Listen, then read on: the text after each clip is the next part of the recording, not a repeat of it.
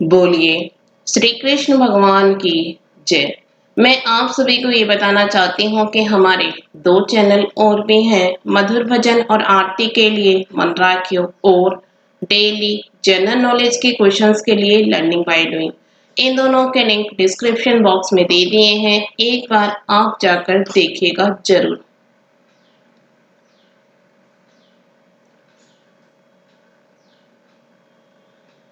आज हम श्रीमद् भागवत गीता के पहले अध्याय का महात्म का गुणगान करते हैं। अगर आपको अच्छा लगे तो लाइक, शेयर, सब्सक्राइब जरूर कीजिएगा।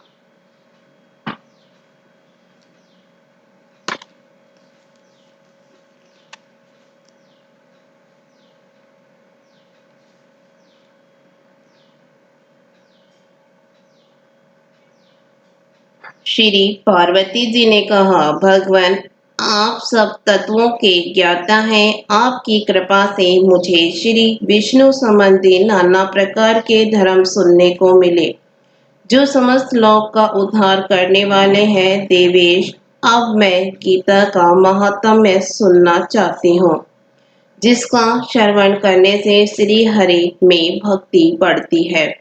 श्री महादेव जी बोले, जिनका श्री विग्रह अलसी के फूल की भांति श्याम वर्ण का है, पक्षीराज गरुड़ ही जिनके वाहन है, जो अपनी महिमा से कभी च्युत नहीं होते तथा शेषनाग की सैया पर शयन करते हैं, उन भगवान महाविष्णु की हम उपासना करते हैं।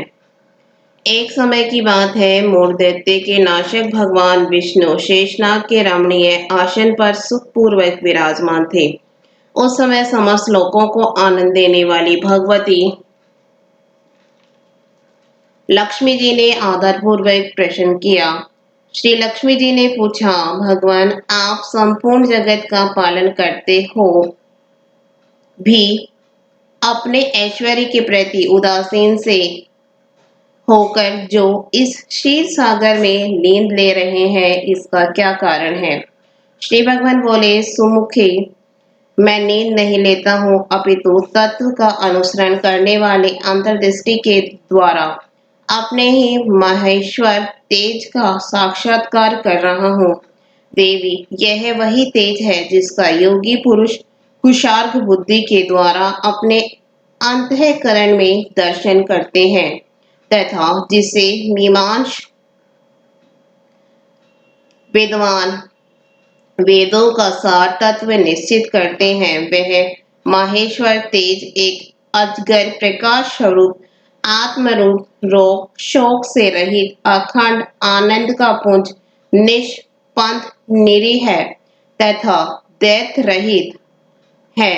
इस जगत का जीवन उसी के अधीन है, मैं उसी का अनुभव करता हूँ।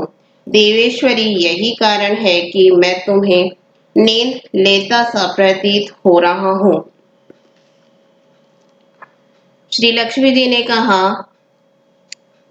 हृषिकेश, आप ही योगी पुरुषों के ध्येय हैं। आपके अतिरिक्त भी कोई ध्यान करने योग्य तत्व है, यह जानकर मुझे बड़ा कौतूहल हो रहा है। इस चराचर जगत की सृष्टि और संहार करने वाले स्वयं आप ही हैं। आप स्वर समर्थ हैं। इस प्रकार की स्थिति में होकर भी यदि आप उस परम तत्व से भिन्न है तो मुझे उसका बोध कराइए। श्री भगवान बोले, प्रिय, आत्मा का स्वरूप दैत और अदैत से पृथक, भाव और अभाव से मुक्त तथा आदि और अंत से रहित है। शुद्ध ज्ञान के प्रकाश से उपलब्ध होने वाला तथा परमा आनंद स्वरूप होने के कारण एकमात्र सुंदर है। वही मेरा ईश्वरीय रूप है। आत्मा का एकत्व ही सबके द्वारा जानने योग्य है। गीता शास्त्र में इसी का प्रतिपादन हुआ है। अमित तेजस्वी भगवान विष्णु के ये वचन सुनकर लक्ष्मी देवी ने शंका उपस्थित करते हुए कहा, भगवान, यदि आपका स्वरूप स्वयं परमानंद में और मन वाणी की पहुंच के बाहर है तो गीता कैसे उसका बोध कराती है। मेरे इस संदेह का आप निवारण कीजिए। श्री भगवान बोले, सुंदरी सुनो, मैं गीता में अपनी स्थिति का वर्णन करता हूँ। कर्मशः 5 अध्यायों को तुम 5 मुख जानो, 10 अध्यायों को 10 भुजाएं समझो तथा 1 अध्याय को उदर और 2 अध्यायों को दोनों चरण कमल जानो। इस प्रकार यह 18 अध्यायों की वाडमयी ईश्वरीय मूर्ति ही समझनी चाहिए। यह ज्ञान मात्र से ही महान पाप का नाश करने वाली है। जो उत्तम बुद्धि वाला पुरुष गीता के 1 या आधे अध्याय का अथवा 1 आधे या चौथाई श्लोक का भी प्रतिदिन अभ्यास करता है, वह सुशर्मा के समान मुक्त हो जाता है। श्री लक्ष्मी जी ने पूछा, देव, सुशर्मा कौन था, किस जाति का था और किस कारण से उसकी मुक्ति हुई?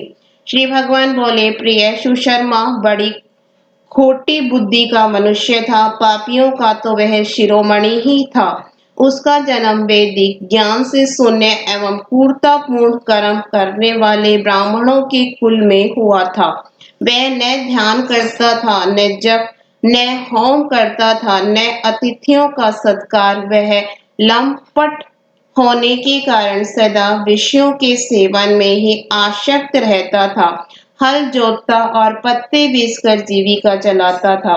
उसे मदिरा पीने का व्यसन था तथा वह मांस भी खाया करता था। इस प्रकार उसने अपने जीवन का दीर्घकाल व्यतीत कर दिया। एक दिन मूढ़ बुद्धि सुशर्मा पत्ते लाने के लिए किसी ऋषि की वाटिका में घूम रहा था। इसी बीच में काल रूपधारी काले सांप ने उसे डस लिया। सुशर्मा की मृत्यु हो गई। तदंतर वह अनेक नरकों में जा वहां की यातनाएं भोगकर मृत्युलोक में लौट आया और वहां बोझ ढोने वाला बैल हुआ। उस समय किसी पड़ंगू ने अपने जीवन को आराम से व्यतीत करने के लिए उसे खरीद लिया। बैल ने अपनी पीठ पर पड़ंगू का भार ढोते हुए बड़े कष्ट से 7-8 वर्ष बिताए।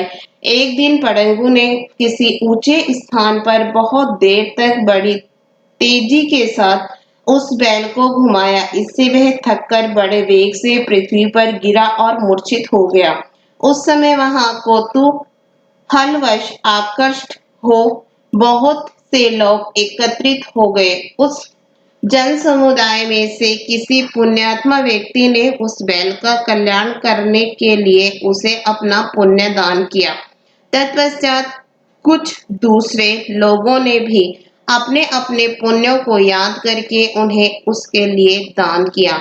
उस भीड़ में एक वेश्या भी खड़ी थी। उसे अपने पुण्य का पता नहीं था, तो भी उसने लोगों की देखा देखी उस बैल के लिए कुछ त्याग किया। तदंतर यमराज के दूत उस मरे हुए प्राणी को पहले यमपुरी में ले गए। वहां यह विचार कर कि यह वैश्य के दिए हुए पुण्य से पुण्यवान हो गया है, उसे छोड़ दिया गया। फिर वह भूलोक में आकर उत्तम कुल और शील वाले ब्राह्मणों के घर में उत्पन्न हुआ। उस समय भी उसे अपने पूर्व जन्म की बातों का स्मरण बना रहा।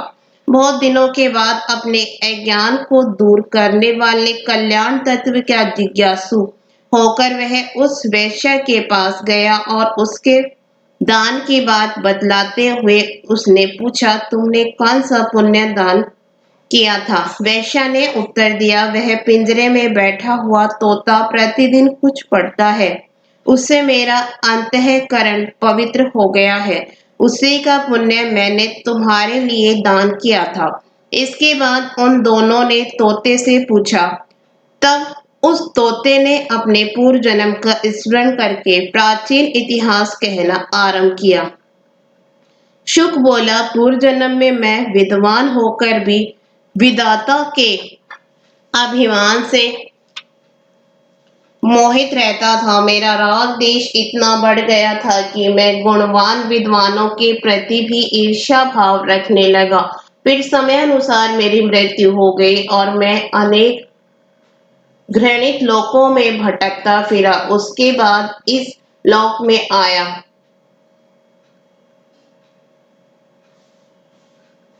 सद्गुरु की अत्यंत निंदा करने के कारण तोते के कुल में मेरा जन्म हुआ। पापी होने के कारण छोटी अवस्था में ही मेरा माता पिता से वियोग हो गया। एक दिन मैं ग्रीष्म ऋतु में तपे हुए मार्ग पर पड़ा था। वहां से कुछ श्रेष्ठ मुनि मुझे उठा लाए और महात्माओं के आश्रय में आश्रम के भीतर एक पिंजरे में उन्होंने मुझे डाल दिया। वहीं मुझे पढ़ाया गया। ऋषियों के बालक बड़े आदर के साथ गीता के प्रथम अध्याय की आवृत्ति करते थे। उन्हीं से सुनकर मैं भी बारंबार पाठ करने लगा। इसी बीच में एक चोरी करने वाले बहेलिये ने मुझे वहां से चुरा लिया। तत्पश्चात इस देवी ने मुझे खरीद लिया। यही मेरा वृतांत है जिसे मैंने आप लोगों से बता दिया।